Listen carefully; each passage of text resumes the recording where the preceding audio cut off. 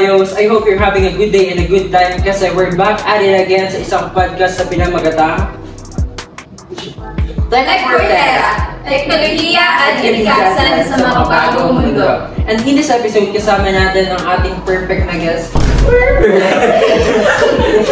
Our Konsehal Honorable Joshua Ryan I. Alvarez. And in this podcast, pag-uusapan natin ang kanyang work and life experiences para makita natin yung kanyang perspective sa environment and technology. And to start this episode, magkaroon muna tayo ng isang fast talk. Ang muna po nating game ito ay maglalapag lamang ako ng mga konting katanungan at kailangan lang po siyang sagutin ng mas mabilis. Fancy, handa ka na ba? Handa na po! Nature or digital technology? Nature. Going out or staying at home? Going out. Forest or mall? Forest. Taking pictures or enjoying the moment? Taking pictures. Environmental innovation or environmental preservation? Environmental innovation.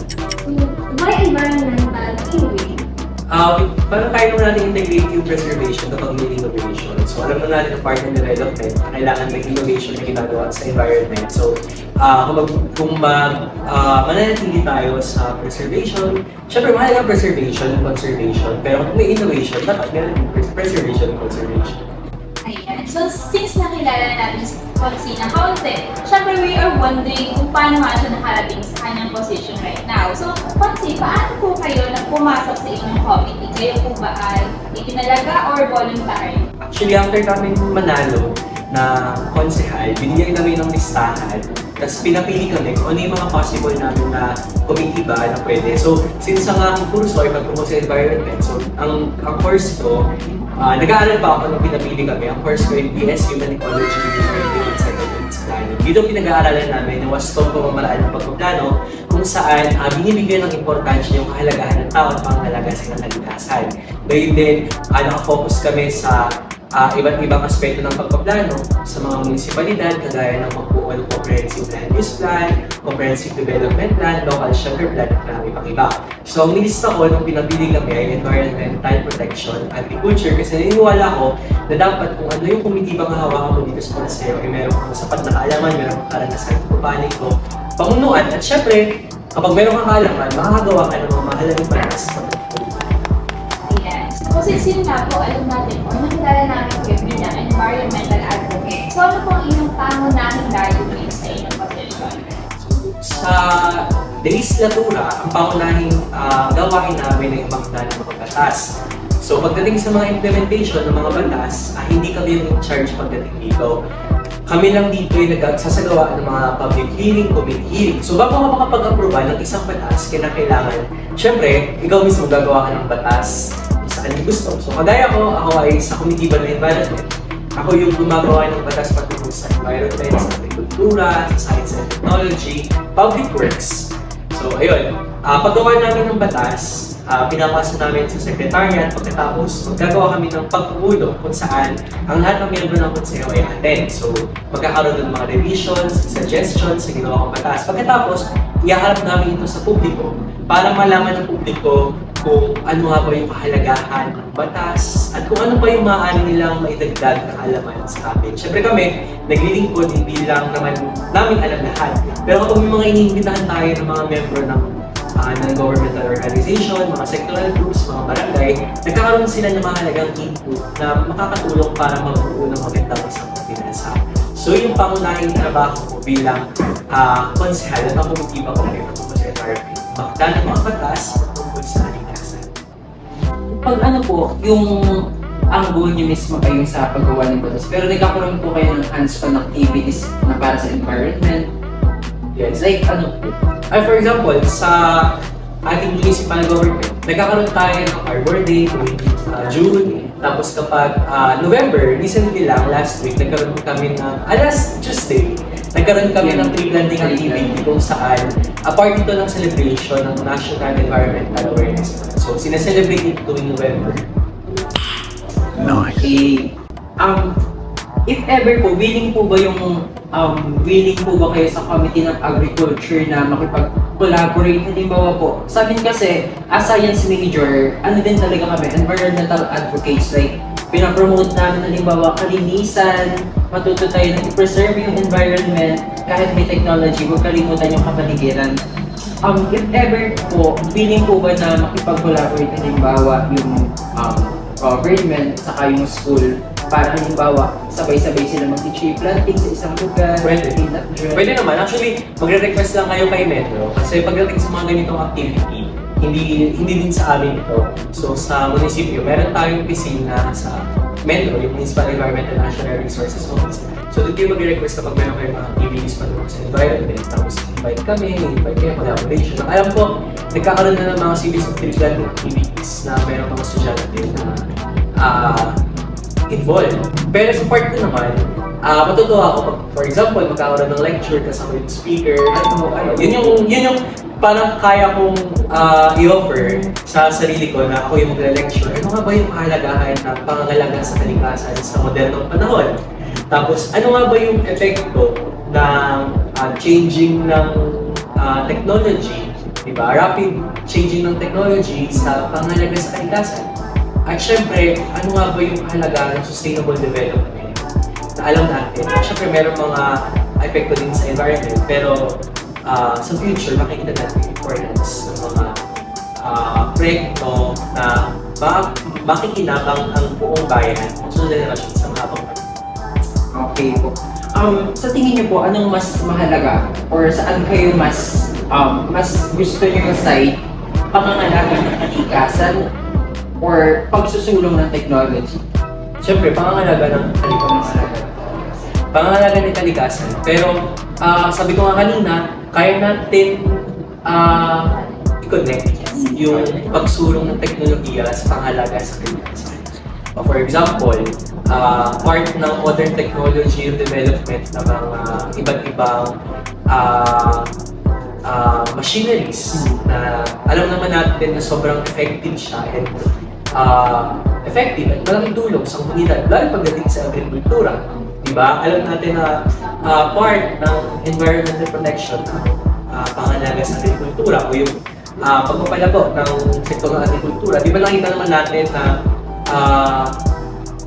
kapag merong technology, merong innovation, merong produkto, diba?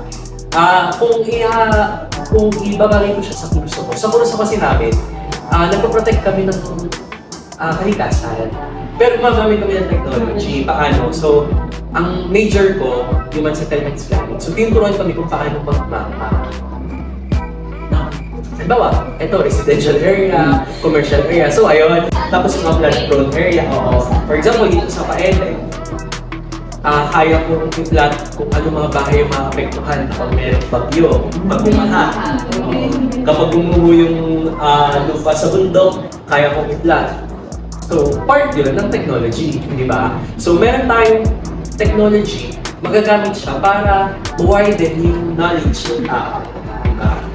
Kasabay ng pag-protect sa kalikasan at sa buhay ng tao. So, yun yung kind of sinasabi na sa amin pinag-aaralan, ano nga ba yung kahalagahan ng buhay ng tao at ang pangalaga sa kalikasan at paggamit ng technology.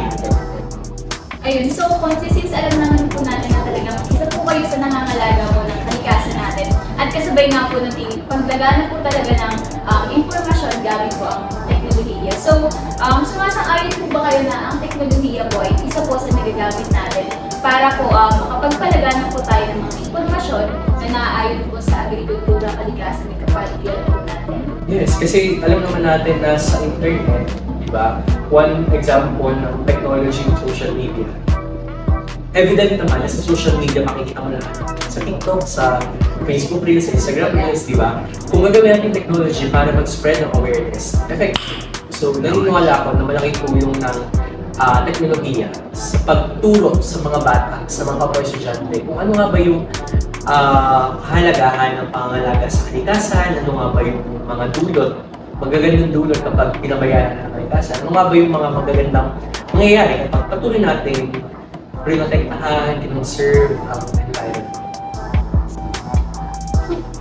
Ang dami ko po napapansin. Bakit kaya po sa tingin nyo, ang dami pa rin individual ang hindi pa rin nagtatapon ng masto sa tapon ng basa sa bahay? So, nung undergraduate thesis ko, patungkol siya sa analysis ng solid waste management sa ethics. So, nag-attempt ako ng SWOT analysis for mga. So, lumalabas doon na parte ng pagdami ng basura, pagdami ng populasyon. So, siyempre, kapag dumami ang population, dumadami ang consumers, diba? Tayo, ano natin, diba?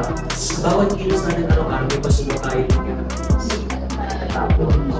Pero mapapansin din sa pag-aaral na ang karamihan na nagdudulog ng pagkatapon ng basura sa iba't ibang lugar ay ang kakawalan ng sapat na kaalaman.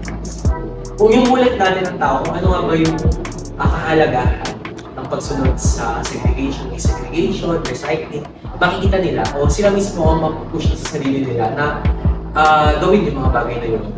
Diba? Makikita natin bumabagyo, bumabaha. Bakit bumabaha? Kasi puno ng basura ang kanan. Diba? So, sino ba yung mga naapektuhan? Yung mga tao din na lalakit yung walang knowledge patungkol.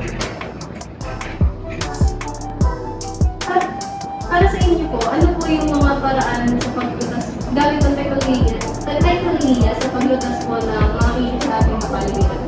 Naniniwala ako na kapag in-instill natin yung mga knowledge sa mas bata sa atin, madadala nila yun. Kabataan. Oo. Diba? For example, sa mga kapatid natin na kabata, meron sa mga estudyante na daycare, kapag tuturuan natin sila ng mga simpleng jingle, kanta, diba? Habang pagtanda nila, naalala nila yung kahalagahan. Pero syempre, dapat din natin tumulat sa mga magulang. Dapat ito yung gawin ng mga anak nyo sa pagsisegregate ng basura para at least guided sila ng parents nila. Pero ano po, syempre, i-educate natin yung kabataan. Doon sabihin po, in case namin, kasi ano din nakasabihin ng kabataan as a. And isang problema din, meron kasi kaming court, isang problema is makalat talaga siya. Every time yung gagamitin, super kalat. Ayan, makalat siya. Sabi ko din sa walang name drop, sa isang kong SK, what if mag-seminar tayo? Sabi niya, huwag na daw mag-seminar, hindi yung gagawin na kami. Nasalan mo pa yan ng ama namin. Ayan! Speaking of seminar, naalala ko, bago ako sa mga konsehal, SK chairman ako sa mga iyo natin. Mahilig ako dito, siguro aware naman yung mga taga-Paite, mahilig ako dito gumawa ng programa na mayroong quiz. So dati nagkaroon ako ng liga. Pero tinaytay ko, Kaliga sa diba? Parang lahat magsasali sa liga required umattend sa seminar patungkol sa environment. So hindi ka makakasali sa basketball, volleyball kung ang attendance mo sa seminar wala. Diba? Kahit alam natin na hindi may karamihan, pero at least nag-e-effort tayo na matuto ang tao. Sinusubukan. So ayun po, since yung sa tingin po natin, paano po kaya yung technology? Isa po ba siyang threat or isa siyang chance para mas managas natin yung mga problems natin sa environment? Naniniwala ako na threat siya, gayon din, advantage. Kung hindi natin gagamitin ng maayos yung technology, magiging threat siya. Kung magiging responsible user natin ng technology, magiging advantage siya sa lahat. So dapat siguro ngayon, alamin natin ano nga ba yung mga hakbang para maging advantage ng technology. Ano nga ba yung mga dapat iwasan para mag-threat siya sa human lives, sa environment, etc. Paano nga po yung sa tingin yung halimbawa ng paraan para magamit na rin yung internet at yung social media para mag-isang mas tulong yung pagkakas ng likas? Di ba madami yung mga vlogger? Di ba? Kapag manonood ka sa TikTok, ako lagi ako sa TikTok, doon ako napupuyan yung 1 AM na TikTok pa rin pinapanood. Pero yung mga influencer, grabe yung influensya nila sa tao.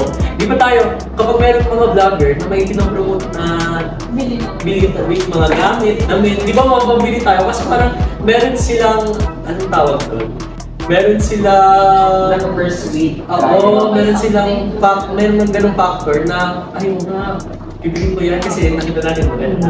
Pero di ba, kung sa social media, laganap yung mga vlogger, kahit mga estudyante, kaya ka natutuwa ko pag nakakita ko ng mga projects na ina-upload sa Facebook. Ibig sabihin, mga video, infographics, di ba? Mahalaga yun. Kasi, pag nag-scroll ka, tapos may nakita kang gano'n, parang interesting na panoodin, di ba? So yun yung sa tingin ko paraan na gamitin natin responsible use ng social media para maipakalat natin spread. Kasi yung technology nandiyan na yan, it depends na lang sa atin kung paano siya gagamitin. If gagamitin mo lang siya like mag-scroll ka lang buong araw, it would be a threat talaga. Pero pag ginamit mo siya to spread awareness, gawin mo to save the environment, magiging maganda siya para sa atin. Actually, maganda din kasi aside dun sa use ng social media technology, maganda din kasi organizing group, di ba? Volunteer groups. Kasi una, hindi naman lahat meron cellphone.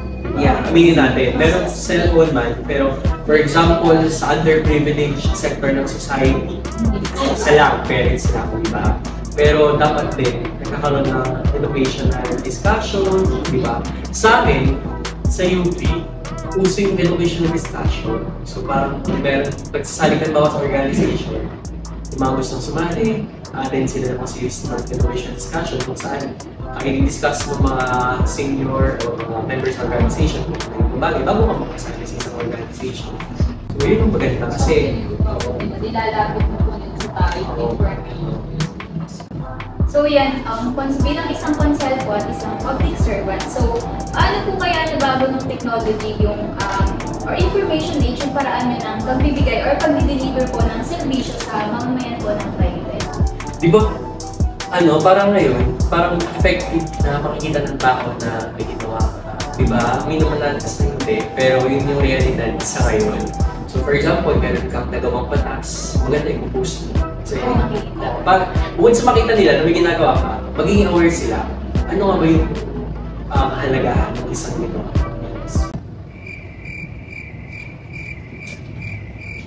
Ayan, sige.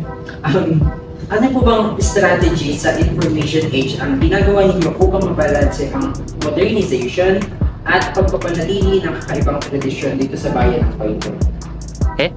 Paano? Ano ang tradisyon sa bayan ng Paite? Kaya yung mga Unusual tradition dito sa atin is Yung sculpture, yung arts, gano'n. especially for religious activities. In what way na Di ba nakapapanood yun? Minsan may mga documentary film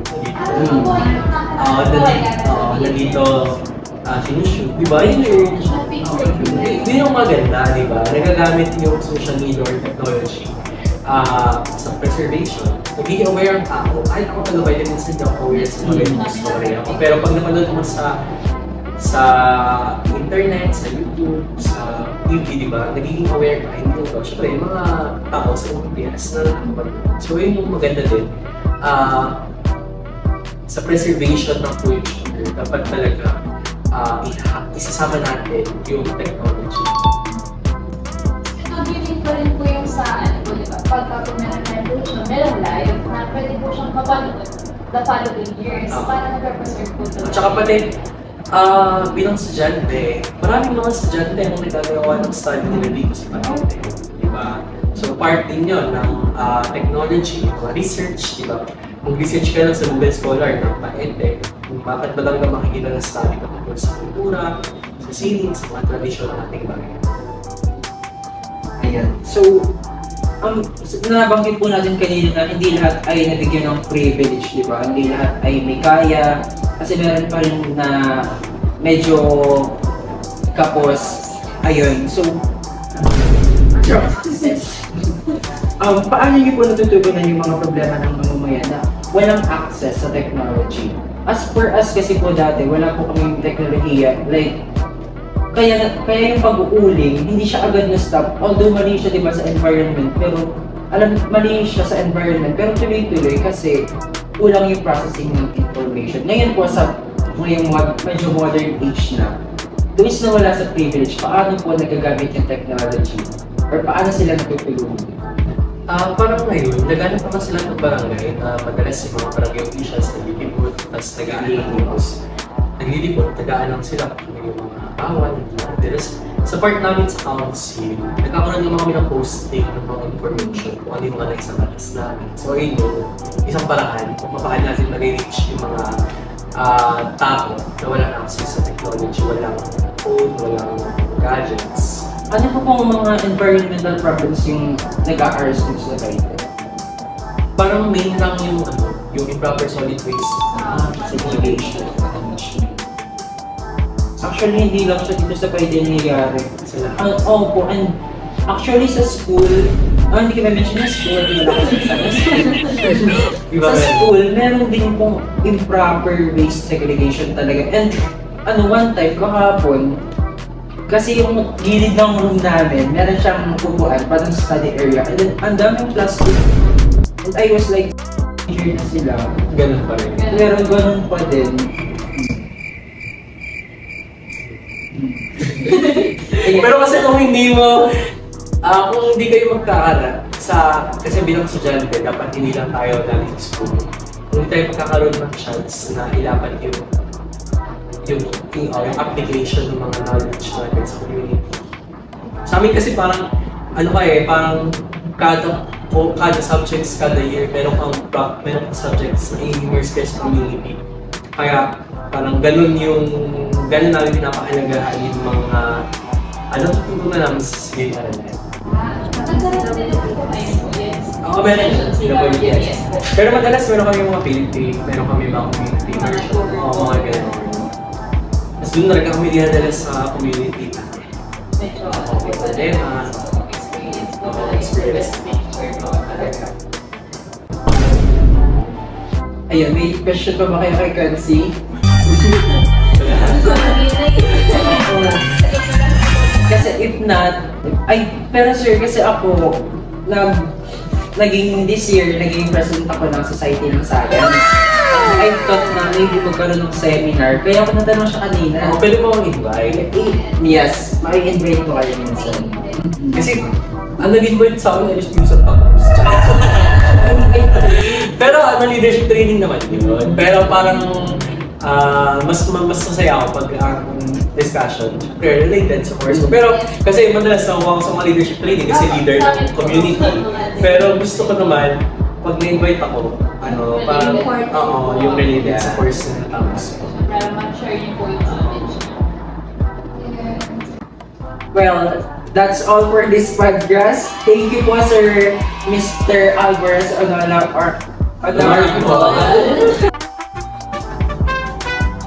Ayan, thank you po, Honorable Alvarez, for accommodating us in this podcast. Thank you so much sa time management. Nakailang risked actually kami ng podcast. And last week pa Monday, Tuesday, yeah. And Uy, last week, nung Monday lang. Balik tatlo. Nakatatlong risked. Pero okay lang yun. Kasi sabi ko, hindi ko papalagpasin yung opportunity. Kasi marami naman akong pwedeng impart na knowledge. Nagkakataon lang na tight yung schedule. Pero di ba, yung mga ganito, kagaya ng sinabi ko kanina, di ba, pag na-upload mo to, di ba, kakaroon ng awareness, di ba, kahit sa YouTube lang siya na-upload, di ba? So yun yung, kaya grab ng opportunity kung saan magkakaroon ka ng chance na mag-share ng experience na knowledge sa kapapabata. upload. Ayan. So, yun po, sana po patuloy po kayo maging advocate na environment along with technology. Ayun din. Muli kami po ang science major along with Consihal Oyo. And that's it for Tech Portera. Ginagawa kayo.